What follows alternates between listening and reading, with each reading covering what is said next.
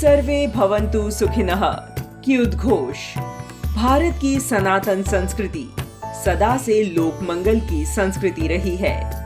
जन जन का कल्याण ही वैदिक काल से हमारे ऋषियों संतों का जीवन लक्ष्य रहा है और इस लोक मंगल संस्कृति के महानतम ध्वजावाहक हैं महामुनि देवर्षि नारद। शास्त्रों में वर्णन मिलता है कि वह ब्रह्मा जी के पुत्र, भगवान विष्णु जी के भक्त और बृहस्पति जी के शिष्य हैं।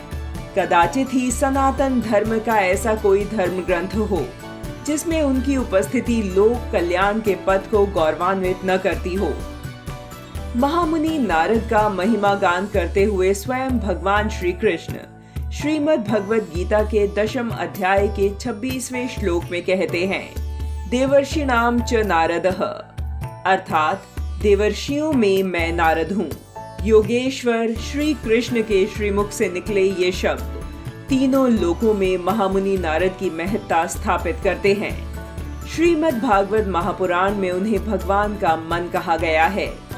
महाभारत के सभा पर्व के 5वें अध्याय में नारद जी के व्यक्तित्व का परिचय देते हुए कहा गया है, वेद उपनिषदों के मर्मज्ञ, इतिहास व पुराणों के विशेषज्ञ, शिक्षा, व्याकरण, आयुर्वेद, ज्योतिष, खगोल भूगोल के विद्वान, संगीत के मर्मज्ञ, वाक्पटु, प्रभावशाली वक्ता, कुशल राजनीतिज्ञ और तीनों लोकों में मन की गति से निर्बाध विचरण करने की योग्यता रखने वाले देवर्षि नारद सर्वत्र वंदनीय हैं।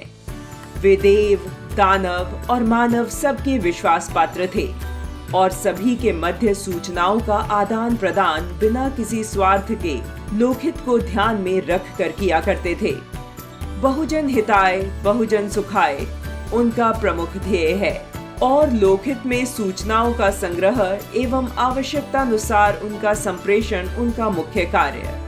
वे मात्र सूचनाओं का प्रसारण ही नहीं करते बल्कि दुखी एवं दरिद्र प्राणियों के दुखों का निवारण भी करते हैं।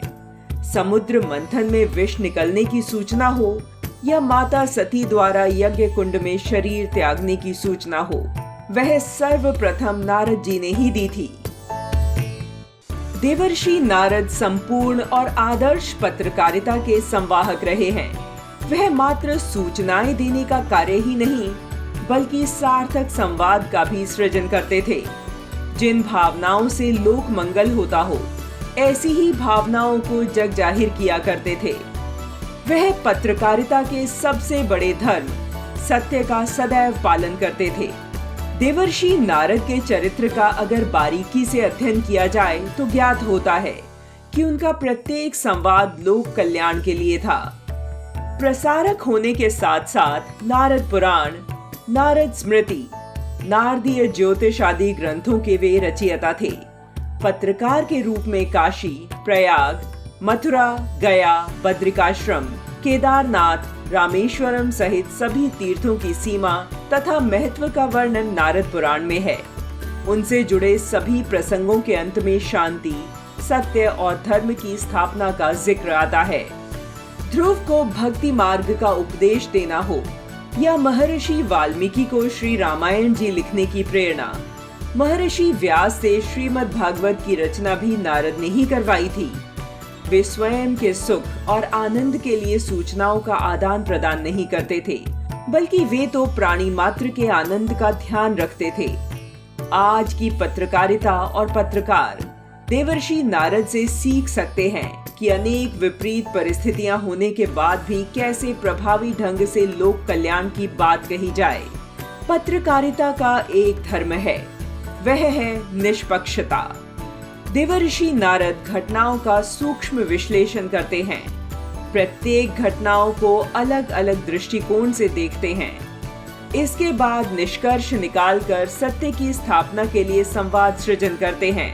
सकारात्मक और सृजनात्मक पत्रकारिता के पुरोधा देवर्षि नारद को आज की मीडिया अपना आदर्श मान ले और उनसे प्रेरणा ले तो विपरीत परिस्थितियों में भी पत्रकारिता लोक मंगल का साधन बन सकती है। आदि पत्रकार देवर्षि नारद ऐसी पत्रकारिता की राह दिखाते हैं। उनकी पत्रकारिता सज्जन रक्षक, और दुर्जन विनाश की थी, जिसमें समाज के सभी वर्गों का कल्याण निहित है।